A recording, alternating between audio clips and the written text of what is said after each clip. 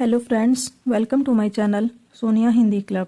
आज इस वीडियो में हम एनसीईआरटी सीरीज़ को आगे बढ़ाते हुए गोस्वामी तुलसीदास जी के बारे में बात करेंगे। इस वीडियो में हम तुलसीदास जी का जीवन परिचय और एनसीईआरटी में जो उनकी दो कविताएं लगी हुई हैं, पहली है कवितावली, दूसरी लक्ष्मण मूर्छा और राम का विलाप। इन दोनों कविताओं का सार तथा साथ ही साथ इसके एमसीक्यू देखेंगे, जो आपके आने वाले एग्जाम एचटेट के लिए बहुत ही हेल्पफुल होगी। सबसे पहले हम बात करते हैं तुलसीदास जी का जीवन परिचय। गोस्वामी तुलसीदास हिंदी साहित्य के भक्ति काल की सगुण धारा की राम भक्ति शाखा के मुकुट शिरोमणि माने जाते हैं। इन्होंने अपनी महान रचना रामचरितमानस के द्वारा केवल राम काव्य को ही समृद्ध नहीं किया, बल्कि मानस के द्वारा तत्कालीन समाज का भी मार्गदर्शन किया है। अतः तुलसीदास जी एक भक्त के साथ साथ लोक नायक भी थे। आप सभी को पता होगा, हिंदी साहित्य में जो भक्ति काल है, आदि काल के बाद आता है भक्ति काल। भक्ति काल को दो भागों में विभाजित किया गया है, निर्गुण काव्य धारा, सगुण काव्य धारा। निर्गुण में ज्ञानाश्रय और प्रेमाश्रय शामिल है और सगुण में राम भक्ति शाखा और कृष्ण भक्ति शाखा है। तो तुलसीदास जी हैं जो वो सगुण धारा की राम भक्ति शाखा में आते हैं और इनकी महत्वपूर्ण रचना क्या है? रामचरितमानस है। गोस्वामी तुलसीदास जी के जन्म स्थान, तिथि एवं परिवार के बारे में विद्वान एक मत नहीं है। तुलसीदास जी का जो जन्म स्थान है, इसमें कुछ विद्वान तो मानते हैं कि उनका जन्म जो है सोरो में हुआ था और कुछ विद्वान मानते हैं कि उनका जन्म उत्तर प्रदेश के बांदा जिले के राजापुर गांव में हुआ था। इसको देखते हैं। गोस्वामी तुलसीदास जी के जन्म स्थान, तिथि एवं परिवार के बारे में विद्वान एक मत नहीं है। कुछ विद्वानों ने इनका जन्म सोरो में भाद्रपद शुक्ल एकादशी मंगलवार विक्रम संवत 1589 माना है।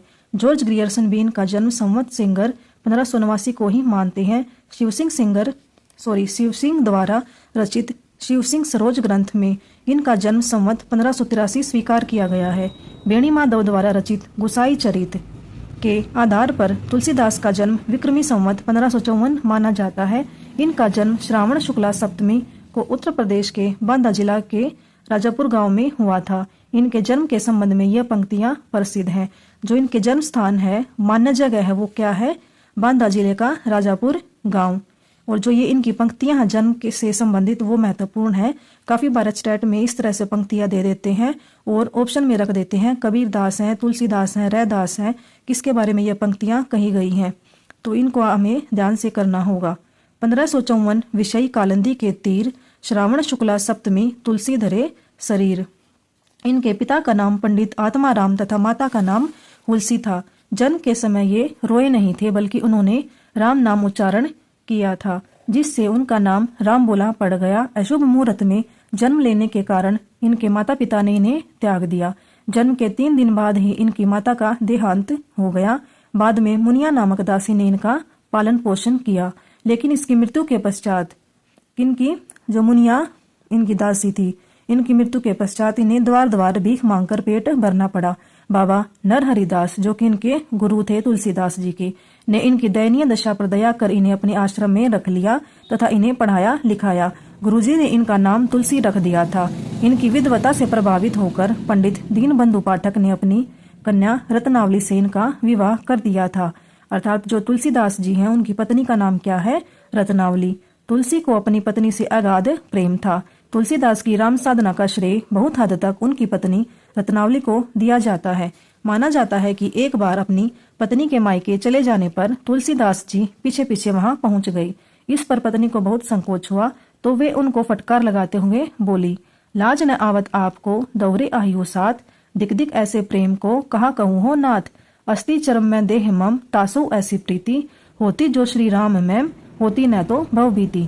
पत्नी की इस फटकार से वे बहुत लज्जित हुए और उनके हृदय में संसार के प्रति विरक्ति उत्पन्न हो गई। इसके पश्चात उन्होंने वैराग्य के ले लिया तथा प्रभु भक्ति में लीन हो गई।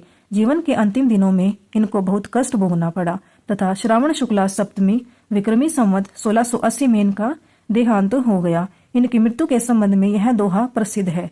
संवत 1680, 80 गंग के तीर, श्रावण शुक्ला सप्तमी तुलसी तजो शरीर।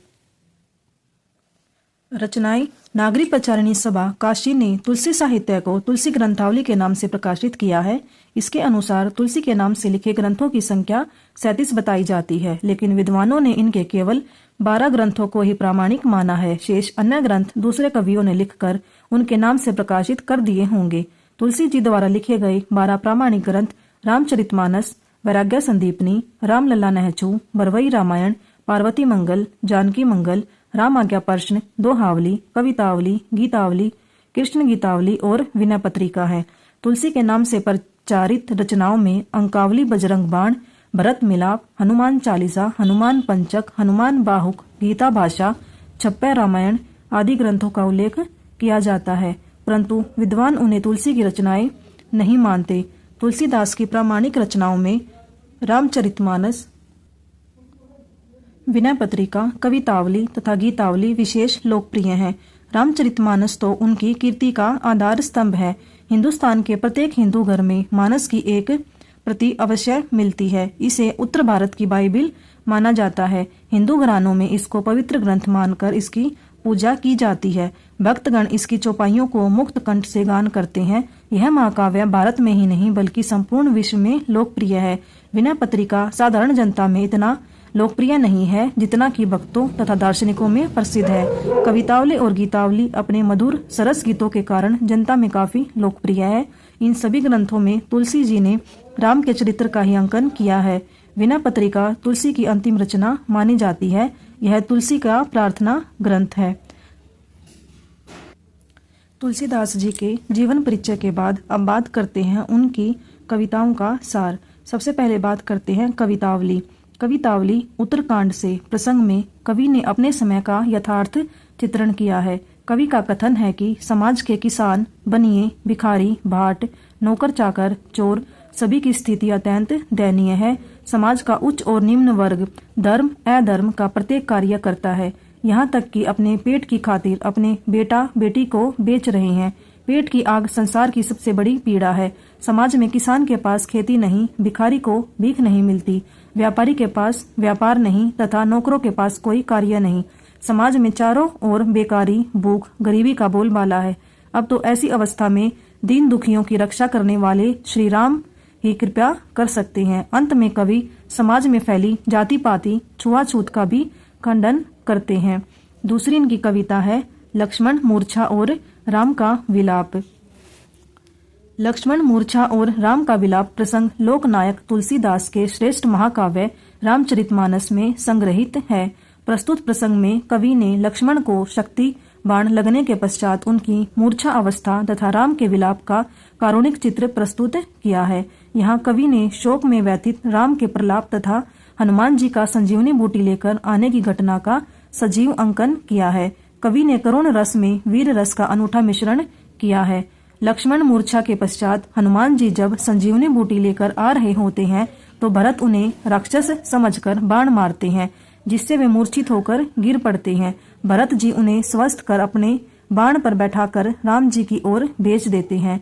हनुमान जी की उनका गुणगान करते हुए चले जा रहे हैं। उधर श्री रामचंद्र जी लक्ष्मण को हृदय से लगा विलाप कर रहे हैं। वे एकटक हनुमान जी के आने की प्रतीक्षा में हैं। श्री रामचंद्र अपने अनुज लक्ष्मण की नसीहतें दे रहे हैं कि आप मेरे लिए माता पिता को छोड़ यहाँ जंगल में चले आए। जिस प्रेम के कारण तुमने सब कुछ त्याग दिया, आज वही प्रेम मुझे दिखाओ। श्री राम जी लक्ष्मण को संबोधन कर कह रहे हैं कि हे भाई, जिस प्रकार पंख के बिना पक्षी अत्यंत दीन होता है और मणि के बिना सापहीन हो जाता है, उसी प्रकार आपके बिना भी मेरा जीवन अत्यंत हीन असहाय हो जाएगा। राम सोच रहे हैं कि वह अयोध्या में क्या मुंह लेकर जाएगा। अयोध्यावासी तो यही समझेंगे कि नारी के लिए राम ने एक भाई को गवा दिया। समस्त संसार में अपयश फैल जाएगा। माता सुमित्रा ने लक्ष्मण को मेरे हाथ में यह सोचकर सौंपा था कि मैं सब प्रकार से उसकी रक्षा करूंगा। श्री राम जी के सोचते सोचते उनकी आंखों में आंसू बहने लगते हैं। वे फूट फूट कर रोने लगते हैं। हनुमान के द्वारा संजीवनी बूटी ले आने पर श्री राम अत्यंत प्रसन्न हुए थे। उन्होंने हनुमान के प्रति कृतज्ञता व्यक्त की। वैद्य जी ने तुरंत लक्ष्मण का उपचार किया, जिससे लक्ष्मण को होश आ गया। राम ने अपने अनुज को हृदय से लगाया। इस दृश्य को देख राम सेना के सभी सिपाही बहुत प्रसन्न हुए। हनुमान जी ने पुनः वैद्य को उनको निवास स्थान पर पहुंचा दिया। रावण इस वृतांत को सुनकर अत्यधिक उदास हो उठे और व्याकुल होकर कुंभकर्ण के महल में आए। कुंभकर्ण को रावण ने जगाया तो वह यमराज के समान शरीर धारण कर जागृत हुआ। रावण ने उसके समक्ष अपनी संपूर्ण कथा का बखान किया। साथ ही हनुमान जी के रण कौशल और बहादुरी का परिचय भी दिया कि उसने अनेक असुरों का संहार कर दिया है। यहाँ पर तुलसीदास जी की दोनों कविताओं का सार समाप्त होता है। अब बात करते हैं इनसे संबंधित MCQ की। क्वेश्चन है, कवितावली किसकी रचना है? वाल्मीकि, तुलसीदास, कबीरदास, सूरदास। आंसर है तुलसीदास। संसार के सभी लोग काम क्यों करते हैं? पेट भरने के लिए, आनंद के लिए, खेल के लिए, ईश्वर को प्रसन्न करने के लिए। आंसर है पेट भरने के लिए। किस बला के लिए लोग दर दर ठोकरे खाते फिरते हैं? मुंह की, हाथ की, दिमाग की, पेट की। आंसर हो जाएगा पेट की। नेक्स्ट क्वेश्चन है, लोगों में कौन सी भावना नहीं रह गई है? दुख सुख की, अच्छे बुरे की, धर्म अधर्म की, रोजी रोटी की। आंसर हो जाएगा धर्म अधर्म की। पेट की अग्नि किससे बढ़कर है? वन की आग, खेत की आग, लालच की आग, समुद्र की आग। आंसर हो जाएगा समुद्र की आग। किसी की कृपा से भूख के लिए भटकते लोगों को शांति मिल सकती है। इंसान की कृपा से, शैतान की कृपा से, राम की कृपा से, देव की कृपा से। आंसर हो जाएगा राम की कृपा से। समाज में चारों ओर किसका बोलबाला है? प्रेम और भाईचारे का, गरीबी और बेकारी, घृणा और लड़ाई का, अमीरी और रोजगारी का। आंसर हो जाएगा गरीबी और बेकारी। क्वेश्चन, संपूर्ण समाज को गरीबी ने किस रूप में घेर रखा है? रावण, दानव, शैतान, राक्षस। आंसर हो जाएगा रावण। क्वेश्चन, वेदों और पुराणों के अनुसार संकट के समय कौन सहायता करता है? नेता लोग, अफसर, देवता, प्रभु राम। आंसर हो जाएगा प्रभु राम। किसबी से अभिप्राय है? किसान, मजदूर, किसान, मालिक। आंसर है मजदूर।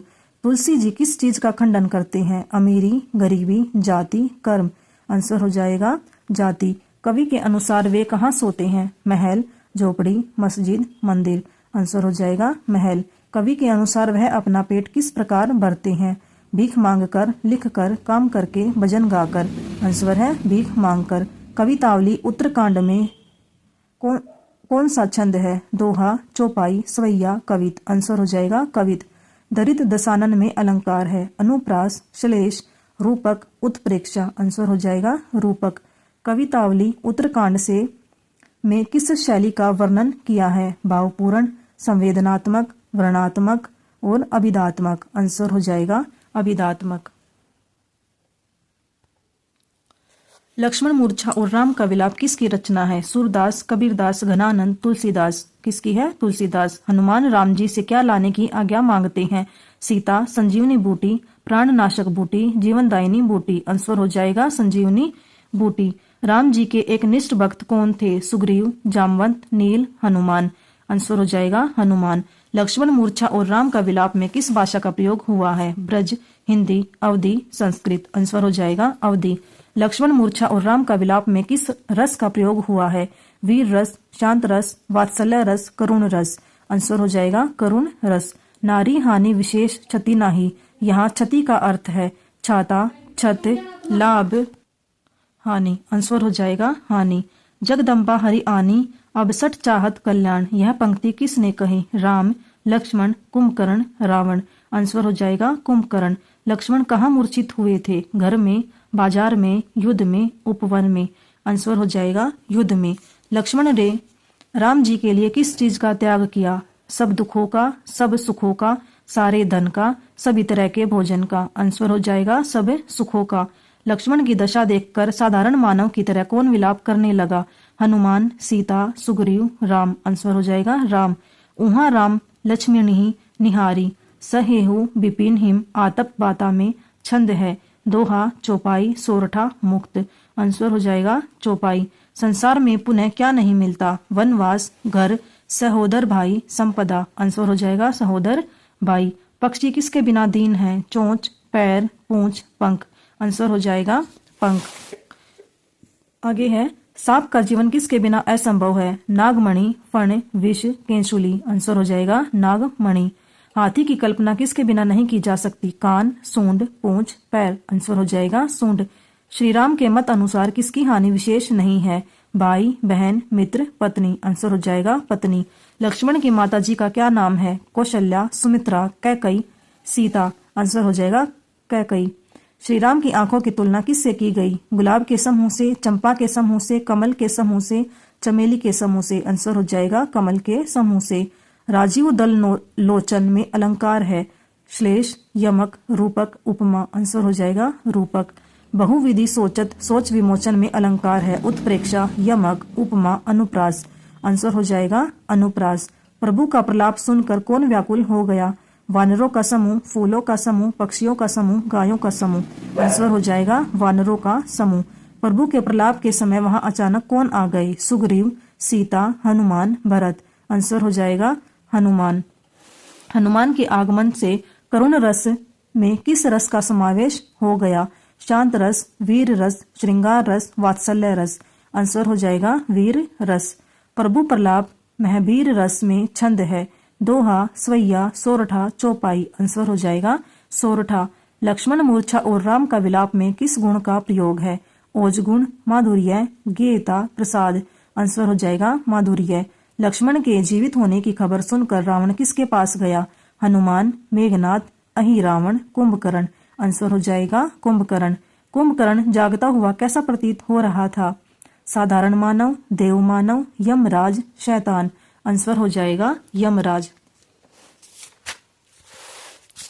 आगे है, श्री राम के मतानुसार पंखों के बिना किसकी स्थिति दयनीय होती है? पक्षी की, वानर की, मछली की, सर्प की। आंसर हो जाएगा पक्षी की। रावण के शब्द सुनकर कौन व्याकुल हुआ? विभीषण, हनुमान, सीता, कुंभकर्ण। आंसर हो जाएगा कुंभकर्ण। श्री राम का प्रलाप सुनकर वानर समूह कैसा हो गया? प्रसन्न, हतोत्साहित, उत्साहित, विकल। आंसर हो जाएगा विकल। अस कही आयसु, पाई पदबंदी, चलेऊ हनुमंत। यहाँ आयसु का अर्थ है आ गया, आज्ञा, अवज्ञा, संकेत। आंसर हो जाएगा आज्ञा। श्री राम का विलाप सुनकर कौन विकल हो गई? हनुमान, लक्ष्मण, भालू, वानर। आंसर हो जाएगा वानर। सहेहु विपिन हिम आतप बाता। यहाँ आतप का अर्थ है तपस्या, धूप, पवन, शीत। आंसर हो जाएगा धूप। हनुमान जी संजीवनी बूटी लेकर आए तो कवि ने करुण रस में किस रस के समावेश की कल्पना की है? श्रृंगार, शांत, हास्य, वीर। आंसर हो जाएगा वीर। सहेहु विपिन ही आतप बाता। यहाँ बाता का अर्थ है हवा, धन, धूप, शीत। आंसर हो जाएगा हवा। मुनि बिनु फनी करीबर कर हीना। यहाँ करीबर का अर्थ है हाथी, सूर्य की किरण, करंक, हाथ। आंसर हो जाएगा हाथी। मनी बिनु फनी करीबर कर हीना। यहाँ फनी का अर्थ है मजाक, सांप, सूर्य, फेन। आंसर हो जाएगा सांप। जागन पर कुंभकर्ण किसकी तरह देह धारण किए दिखाई दिया? राक्षस, काल, पशु, जानवर। आंसर हो जाएगा काल अर्थात यमराज। आगे, लक्ष्मण किसको दुखी नहीं देख सकते थे? माता पिता को, हनुमान को, श्री राम को, गुरु को। आंसर हो जाएगा श्री राम को। आगे, श्री राम ने लक्ष्मण को हृदय से लगाया तो कौन हर्षित हुए?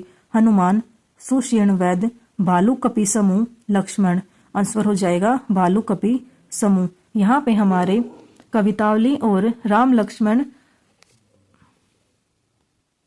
के प्रेम को दिखाती हुई कविता लक्ष्मण मूर्छा और राम का विलाप से संबंधित MCQ समाप्त होते हैं। Thank you.